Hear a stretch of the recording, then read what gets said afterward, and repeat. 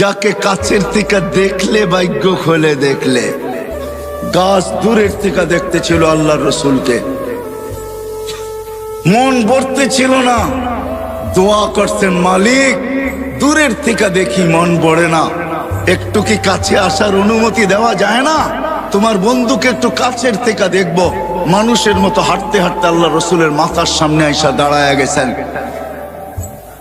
মন পড়ে আল্লাহর রসুলকে দেখছেন, আবার জায়গায় চলে গেছেন। ঘুমের থেকে উঠছেন তো জাবের রাদিয়াল্লাহু তাআলা আনহু বলতেছে, ইয়া রাসূলুল্লাহ দেখলাম তো দেখলাম কি? বলে কি দেখছিস? বলে ওই গাছ মানুষের মতো হাঁটতে হাঁটতে আসছে, আপনার মাথার কাছে দাঁড়ায়া আবার মানুষের মতো হাঁটতে হাঁটতে চলে গেছে। তো আল্লাহর রসুল বলছে ও দূরের থেকে দেখতে ছিল, মন ভরতে ছিল না। তো হাত উঠায় দিছে, মালিক এত কাছে বন্ধু আসলো, আপনার বন্ধু আসলো, আমি দূরের থেকে দেখা মন ভরে না, একটু কি অনুমতি আমাকে দেওয়া যায় না যে আমি একটু মাথার কাছে দাঁড়ায় দেখবো, নিজের মনটাকে ভরবো? হায় হায় হায়, যাকে দেখা উঠ সেজদা করে উঠ। আল্লাহর রসুলের সামনে উঠ সেজদা করতেছিলেন, উঠ। সাহাবা বলছে, ইয়া রাসূলুল্লাহ নাহনু আহাক্কু বিহা, উট যদি আপনাকে সেজদা করতে পারে তাহলে তো আমরা বড় অধিকার রাখি। তো আল্লাহর রাসূল বলছে, লাউ আমারতু আহাদান আন ইয়াসজুদা লি আহাদিন লা আমারতু নিসা আন ইয়াসজুদনা লি আজওয়াজিহিন্না। কোন মানুষকে যদি আল্লাহ ব্যতীত কারো সেজদার বৈধতা থাকতো তাইলে আমি স্ত্রীকে বলতাম সে যেন স্বামীর পায়ে ডেলি সেজদা করে। না না, উট করছে বিদায় তোমরা করতে পারবে তা হবে না, তোমাদের সেজদা একমাত্র আল্লাহর জন্য হবে। হায় আমি কতটুকু বুঝাবো আর। হালিমা সাদিয়া যখন উঠছেন আল্লাহর রসুলকে গাদার উপরে নিয়া, তো যাইতেছিলেন নিজের এলাকার দিকে, গাদা ঘুরা গেছে বাইতুল্লাহর দিকে, ঘুরা এক সেজদা লম্বা, দ্বিতীয় সেজদা আরো লম্বা, তৃতীয় সেজদা আরো লম্বা। গাদাকে জিজ্ঞাসা করছে হালিমা, আরে এত লম্বা লম্বা সেজদা, সবাই চলে যেতেছে, আমি যাব না। আমি সেজদা দিব না তো দিব না কেন? আমি সেজদা ওই আল্লাহকে দিব না তো দিব না কেন যে আল্লাহ দুজাহানের বাদশার জন্য আমার পিঠকে নির্বাচিত করছে। আমি সেজদা দিব না তো দিব কে? ওই মুহাম্মাদুর রাসূলুল্লাহ। ও যুবক, তোমার পায়ে হাত রেখা বুঝাইতেছে, আসো, জীবনটাও ছোট, অস্তিত্বটাও ছোট।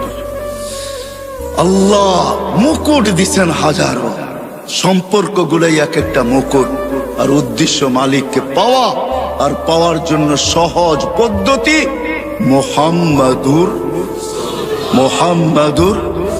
রাসূলুল্লাহ।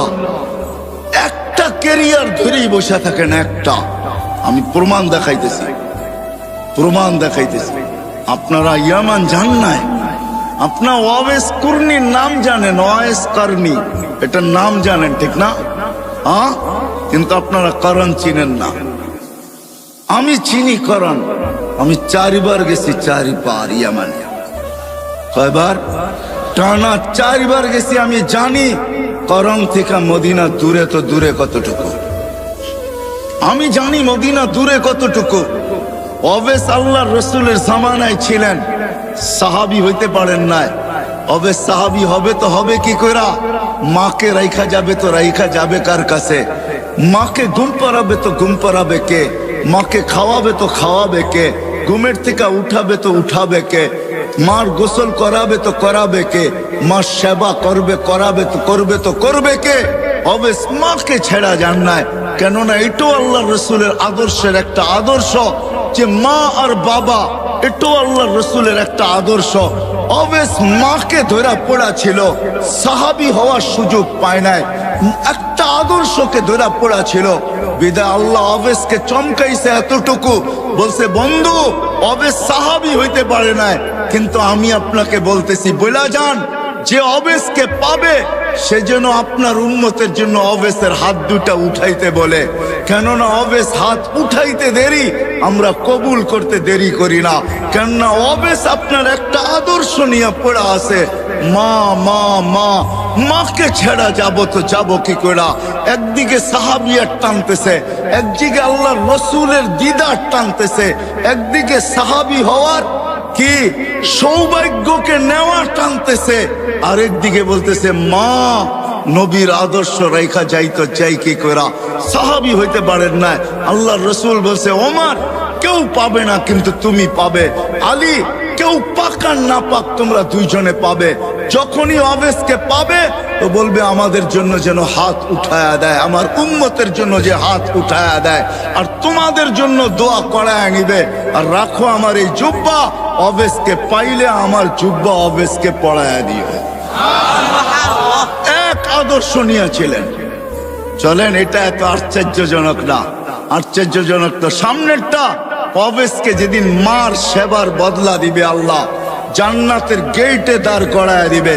অবেশ যখন জান্নাতে ঢুকতে থাকবে তো আল্লাহ থামায়া দিবে আর বলবে অবেশ আজকে জান্নাতি দোজখী সবাইকে আমি দেখাইতে চাই, তুমি যে আমার নবীর একটা আদর্শ নিয়ে পড়া ছিল, সাহাবী হইতে পারো না, তাবেই হইছো, ওই মার সেবার বদলা আজকে জান্নাত জাহান্নাম সবাইকে দেখাবো। কি দেখাবেন? তো আল্লাহ ঘোষণা দেয় অবেশ জাহান্নামে যার উপরে তুমি আঙ্গুল উঠাবে তোমার আঙ্গুলের ইশারায় তাকে আমি জান্নাতে দিব। অবেশ আঙ্গুল উঠাইতে থাকবে, কাতারে কাতার জান্নাতে যাইতে থাকবে। আল্লাহর রাসূল আরবের এক কবিলার নাম দিছেন যে এই কবিলার সমপরিমাণ লোক জান্নাতে যাবে। কসম খোদার, আল্লাহর রাসূলের একটা ক্যারিয়ার ধরা পড়া থাকে, একটা আদর্শ ধরা পড়া থাকে, একটা আদর্শ, একটা ক্যারিয়ার, একটা লাইফ স্টাইল নিয়ে পড়া থাকো যুবক। কসম খোদার, এটা তোমাকে জান্নাতে নিবেই নিবে, নিবেই নিবে, নিবেই নিবে। আমি যুক্তি দিয়া বুঝাইলাম হাদিস, আর আর হবে না কেন?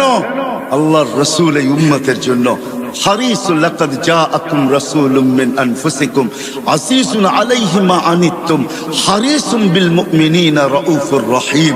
ওই নবী যিনি আরশে যে আমাদেরকে ভোলেন নাই, সারা জীবন কাঁদতে কাঁদতে কাঁদতে কাঁদতে একদিনের জন্য চোখের পানি শুকায় নাই। নাইলে জিবরিল মিকাইল কোনোদিন মিথ্যা বলতো না। জিবরিল মিকাইল দুজন জিজ্ঞাসা করছেন মা জালা আরাকা তাবকি, যখনই দেখি আপনার চোখে পানি কেন টলটল করে?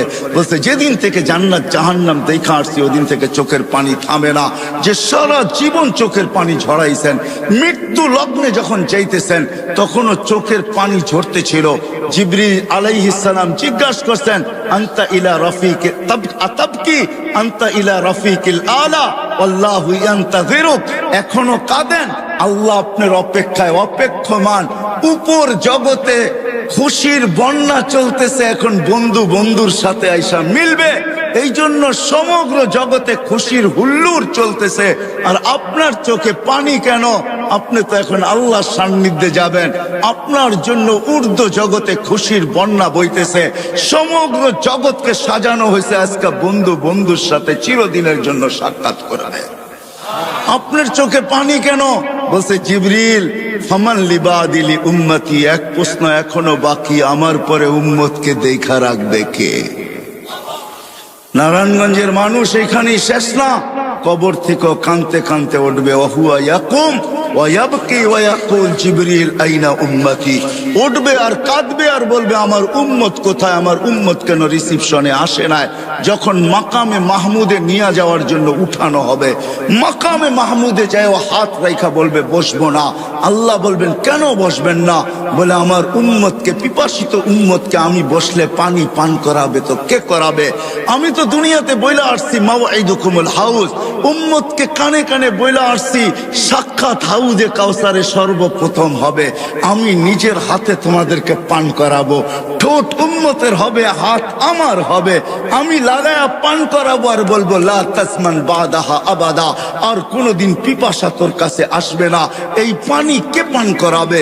তারপরে পুলসেরাতে মিজানে দৌড়াবো, পাল্লা যদি সামনে না ঝোঁকে তো এখানে দাঁড়াই হাত উঠাবো আর চিৎকার দিয়া বলবো আমা কুলতালি, আপনি কি আমাকে বলেন নাই সাউফা ইউতিকা রাব্বুকা ফাতারদা, আপনাকে রাজি করা ছাড়বো। আমার উম্মতের পাল্লা সামনে ঝোঁকে না, আমি রাজি হব তো হব কি কইরা?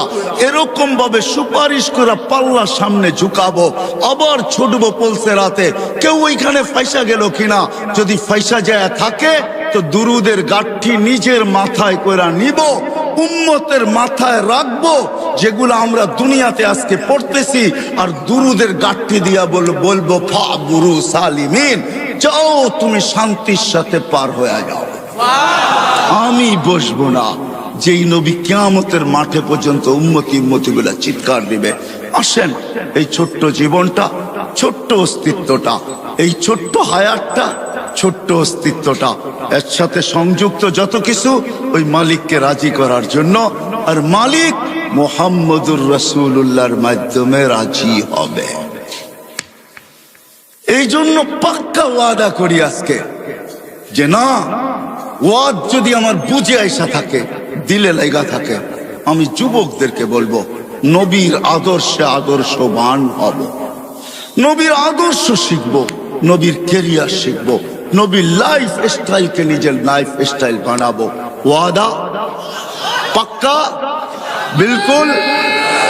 আল্লাহ কবুল করুক। কিন্তু নবীর আদর্শের ভিতরে, নবীর আদর্শের ভিতরে সবচেয়ে বড় আদর্শ যেটা দুনিয়াতে আসতে দেরি, ওই আদর্শের মেসেজ আমাদেরকে দিতে দেরি করেন নাই। আর যেদিন দুনিয়ার থেকে যাইতেছিলেন ওই দিন এই চিৎকার দিতে দেরি করেন নাই, আসসালা আসসালা ওয়া মা মালাকাত আইমানুকুম। আইসো নামাজের মেসেজ দিছেন, যাওয়ার সময় নামাজের মেসেজ দিতে দিতে গেছেন। ওই নামাজ নবীর আদর্শের সবচেয়ে বড় আদর্শ। নামাজের চেয়ে বড় কোনো আদর্শ নাই।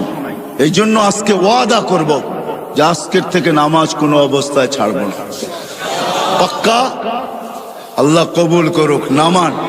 কিন্তু আমি নারায়ণগঞ্জের যুবকদেরকে এটাও বলবো, আপনি ছাড়তে পারেন, তুমি ছাড়তে পারো, মা বোনদেরকেও বলতেছি ছেড়া দিতে পারেন। কিন্তু একটা কথা শুনতে হবে, আব্দুল কাদের জিলানী যদি না লিখতেন আর উনি যদি না বলতেন, আমি কোনোদিন বর্ণনা করতাম না। আব্দুল কাদের জিলানী রহমতুল্লাহ আলাইহি লেখছেন, শুকর সকালবেলা উঠা আল্লাহকে বলে লাকাল হামদ খালাকতানি আবতারা খালকিক, ও মালিক, সৃষ্টির ভিতরে আমি সবচেয়ে নিকৃষ্ট, তারপর তোর প্রশংসা। কিন্তু মালিক, আমি নিকৃষ্ট হইলে হবে কি, আমার চোখেও আমার চেয়ে একজন বেশি, আমার চোখে আমার চেয়েও একজন নিকৃষ্ট আছে। আল্লাহ জিজ্ঞাসা করে, কে? তোমার চোখে তোমার চেয়ে নিকৃষ্ট? বসে যাকে তুমি 5 বেলা ডাকো তারপরও আসে না, ও আমার চোখে আমার চেয়েও নিকৃষ্ট। তো শুকর আল্লাহকে লজিক দেয়, লজিক। কেননা আমি মরবো, একদিন আসবে আমি মাটি হয়ে যাব। কিন্তু যাকে তুমি 5 বেলা ডাকো আর ও আসে না, উকুদুহান নার, ও তো জাহান্নামের ইন্ধন হবে। বিদায় ও আমার চোখে আমার চেয়েও নিকৃষ্ট। বিদায় আমি সবার কাছে হাত জোড় দরখাস্ত করতেছি, যতদূর আমার আওয়াজ চায়, যে আমার কথা শোনা থাকে বা শুনতেছে, আপনি নামাজ ছেড়া দিতে পারেন। যুবক তুমিও পারো, নারী মা বোন আপনারাও পারেন, কিন্তু বাইবা নিবেন, শুকরের চোখে আমি যাব তো যাব কোথায়? এই জন্য হাত জোড় দরখাস্ত, নামাজ কোনোদিন ছাড়বো, কোনোদিন ছাড়বো। আজকে থেকে নবীর আদর্শ শিখব এবং নিজের ক্যারিয়ার শিখব, লাইফ স্টাইলকে লাইফ স্টাইল বানাবো। কিন্তু শিখার ক্ষেত্র পাবো তো পাবো কোথায়? হতে পারে আজকে তো দুনিয়া বলে, এক সময় বলতো দুনিয়া যে দুনিয়াটা হাতের মুঠায়, এখন দুনিয়ারা বলে দুনিয়াটা আঙ্গুলের মাথায়, ঠিক না? টাচ করতে দেরি, পাইতে দেরি হয় না। না না না, এটা সঠিক পদ্ধতি না যে আপনি সবকিছু নেট থেকে সংগ্রহ করবেন। কেউ যদি বলে এটাও তো একটা প্রযুক্তি, মানি আমি এটা প্রযুক্তি, তাতে কিছু আসে যায় না, কিন্তু এটা নেটের থেকে না। আপনি নেটের থেকে পাইলো, কিন্তু আপনি হাইটা আসার ফজিলত পাবেন তো পাবেন কোথায়? একজন আলেমকে জিজ্ঞাসা করার ফজিলত পাইবেন তো পাইবেন কোথায়? ওনাকে দেখার ফজিলত পাইবেন তো পাইবেন কোথায়? ওনার সোহবতে অতক্ষণ সময় বসার ফজিলত পাবেন তো পাবেন কোথায়? সময় নাই আমার, নাইলে আমি দেখাইতাম যে এক একটা কত ফজিলত রাখে। চলেন একটাই শুনানি। জান ওলামা আছে, কিতাবের নাম বলে দিতেছি, লুবাবুল হাদিস আলা কাউলিল হাসিস, জালালউদ্দিন সুয়ুতি রহমতুল্লাহ লেখা, ইবনে মাজাহ শরীফ সিয়াসাত, তার এক কিতাব। আল্লাহর রাসূল এটাও বলছেন যে হক্কানি আলেমদের জিয়ারত করলো সে যেন আমার জিয়ারত করলো। আরেক রিওয়ায়াতে আছে হাইয়ান, আমাকে জীবিত দশায় দেখলে যেরকম জিয়ারত হতো ওরকম জিয়ারত যেন তার সওয়াব সে পাবে। বিদায় আপনি নেটের থেকে এটা পাবেন তো পাবেন কোথায়? ঠিক না? কই পাবেন? এই জন্য শেষ কথা, আসেন এতগুলা মসজিদের উলামায়ে কেরাম আপনাদেরকে জমা করছেন আর সবাই হক্কানি আলেম, এদের কাছ থেকে নবীর জিন্দেগি শিখি, লাইফ স্টাইল শিখি, আল্লাহকে রাজি করি, মনের আশা আল্লাহ পুরা করবে, এটা আল্লাহর ওয়াদা। কেননা আল্লাহ ওইখানে যদি পুরা করে, মা তাস্তাহি বলছেন আল্লাহ কোরআনে, মা তাস্তাহি আনফুসুকুম, মনটা এইখানেও যেরকম ওইখানে ওরকমই থাকবে। বোঝা গেল মনের আশা আল্লাহ পুরা করবে। আল্লাহ আমাদের সবাইকে আমল করার তৌফিক দান করেন। ওমা আলাইনা ইল্লাল বালা। আমাদের অস্তিত্বটাও ছোট, 6 ফিট 6.5 ফিট, এটা হলো আমাদের অস্তিত্ব। 7 ফিটের খুব কমই লোক এখানে পাওয়া যাবে যারা একত্রিত হয়েছি। মনে হয় না কেউ 7 ফিট হবে, বেশির থেকে বেশি 6.5 ফিট, 6.25 ফিট। তো অস্তিত্বটাও কিন্তু আমাদের ছোট। আমার কথা বোঝেন তো?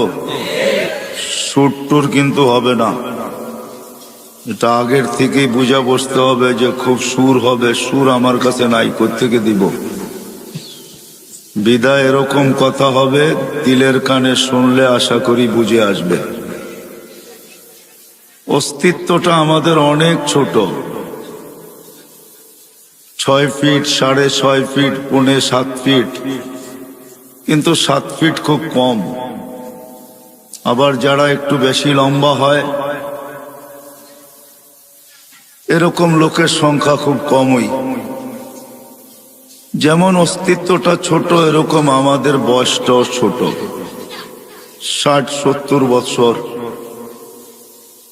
অস্তিত্বটা ছোট ছিল, যদি বয়সটা একটু ছোট হইতো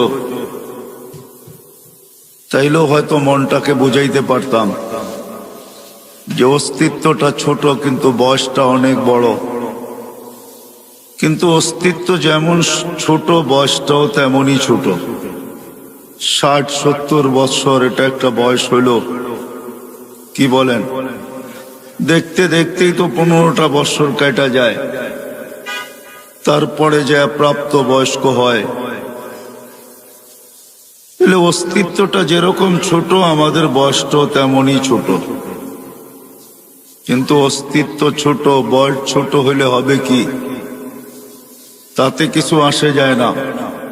এই ছোট্ট জীবনটা কিন্তু,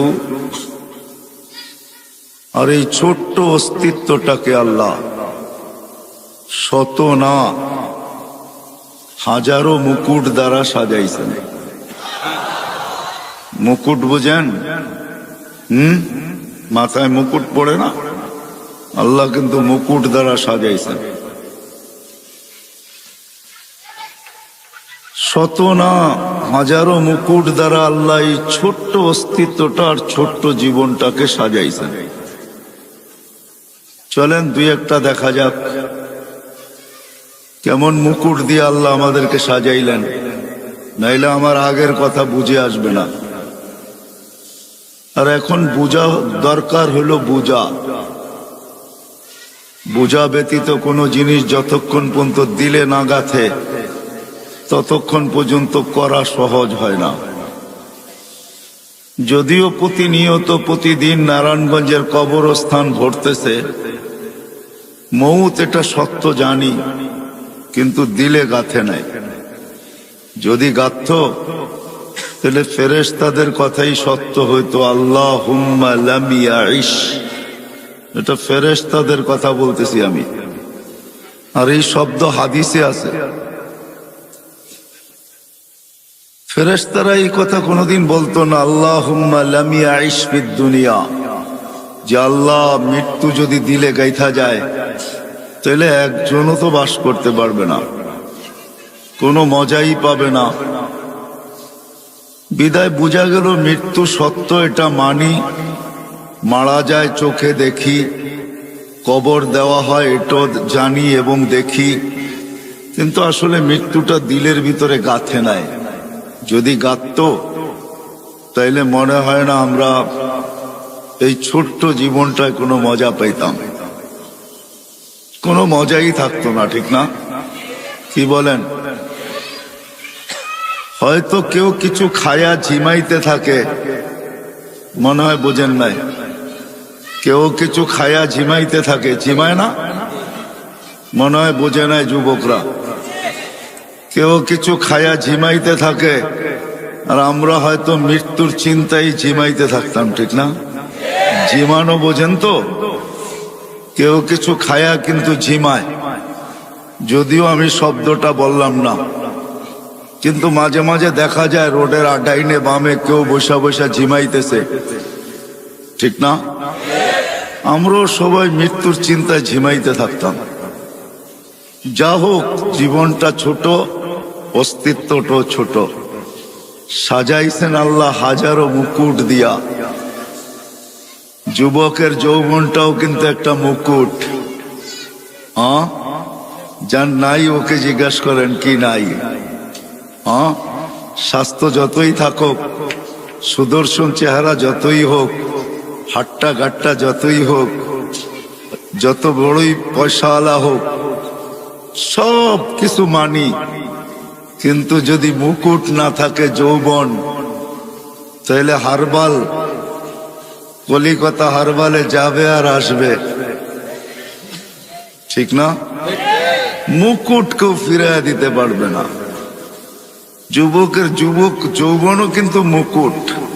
কেমন মুকুট? যদি মুকুট না হইতো তাহলে আল্লাহ কোনোদিন এই কথা বলতেন না, যুবক তোর যৌবন মুকুট। কেমন মুকুট জানিস? হায় হায়, তুই আরশের নিচে বৈশা মেলা দেখবি, তোর আরশের নিচে চলতে থাকবে মেলা, আর তুই থাকবি ওই মেলায়, আর আরশের বাহিরে হইতে থাকবে হিসাব কিতাবের খেলা। সাবআতুন ইয়াযিল্লুহুমুল্লাহু তাহতা যিল্লি শাবুন নাশা ফি ইবাদাতিল্লাহ। তাহলে আল্লাহ কোনোদিন এই কথা বলতেন না, যৌবন যদি একটা মুকুট না হইতো তাহলে যুবককে আল্লাহ এই কথা বলতেন না, যুবক আরশের নিচে আমি ওই মেলায় তোকে স্থান দিব, যেই মেলায় 7 শ্রেণীর লোক ওই মেলায় থাকবে, ওরা মেলায় বিভোর থাকবে, আর আরশের বাহিরেই খেলা চলতে থাকবে, যেটাকে হিসাব কিতাব বলে। তাইলে এই হাদিস কোনোদিন আসতো না। মনে হয় বুঝাইতে পারি নাই।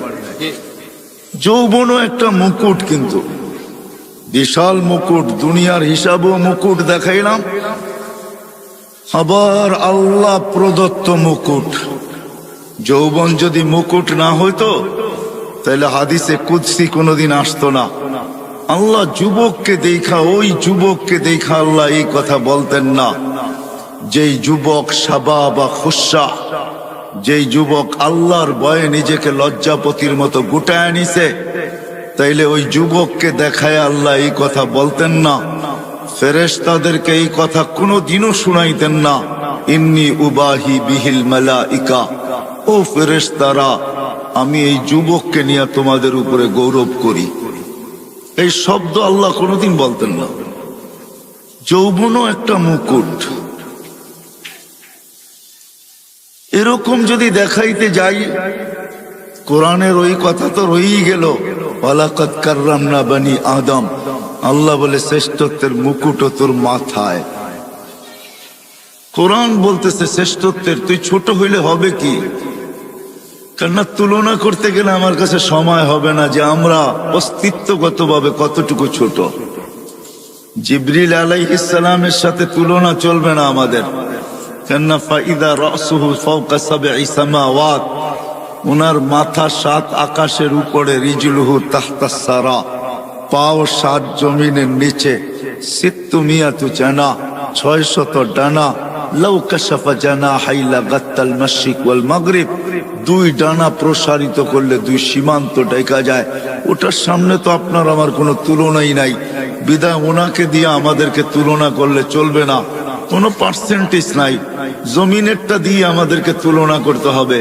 জমিনেরটা দিয়ে তুলনা করতেও যদি যাই তাহলে পাওয়া যায় সুলাইমান আলাইহিস সালামের দাওয়াতে যে মাছ আসছিল সর্বপ্রথম, উনি জমিনের প্রাণীকে একবেলা খাওয়াইতে চেয়েছিলেন, অনুমতি আল্লাহ দিয়া দিছিলেন। উনি 6 মাস বৎসর বর পাকায়া যখন রেডি করছেন, আল্লাহকে বলছেন মেহমান পাঠান। আল্লাহ বলছে জল না স্থল? বলছে জল আগে পাঠান, স্থলের মানুষগুলা তো বাড়ির মানুষই, ওরা পরে খাবে না। তো আল্লাহ জলের থেকে একটা মাছ পাঠায়া দিছিলেন শুনছিলাম। মাছ এসা সালাম দিয়া বলছে আল্লাহর নবী আজকে তো আপনারই মেহমান। বলে বিলকুল। বলে খাওয়া রেডি? বলে বিলকুল রেডি। তো খাইতে শুরু করছেন, যা পাকাইছেন 1 বছর পর্যন্ত জিন ইনসান দিয়া সব খাইছেন। যেই পাতিল দিয়া পাকাইছেন ওগুলা খাইছেন, যত বর্তন সর্তন পেয়ালা শেয়ালা যত চামচ চুমচ সব খাইছেন, এমনকি চাটাই পর্যন্ত খায়া ফেলছেন। সব খায়া যেমন পাকানের আগে পরিষ্কার ছিল এমন পরিষ্কার করে দিছেন। তো সুলাইমান আলাইহিস সালাম বলতেছিলেন এমন পেটুক তো দেখি নাই। তো বলছে আল্লাহর নবী মেহমানকে এরকম ভাষায় বলা উচিত না, অন্য কেউ যদি বলতো তো মেনা নিতাম, কিন্তু আপনি আল্লাহর নবী হইয়া এরকম বললেন, তো বললেন কি কইরা? বিদায় আপনি যখন খোঁচা মাইরাই দিলেন তো আমি সত্য বলতে বাধ্য হইলাম। আল্লাহ আমাকে ডেলি এরকম 3 লোকমা দেয়, আপনি তো 1 লোকমা দিলেন, বাকি 2 লোকমার জায়গা এখনো খালি আছে। তাকে দিয়েও কিন্তু আমরা তুলনা করলে হবে না। একটা হাতি দিয়েও যদি তুলনা করি তার তুলনায় আমরা বহুত ছোট, ঠিক না? বিদায় অস্তিত্বটা আমাদের ছোট, কিন্তু অস্তিত্বটা ছোট, আবার বয়সটাও কিন্তু ছোট।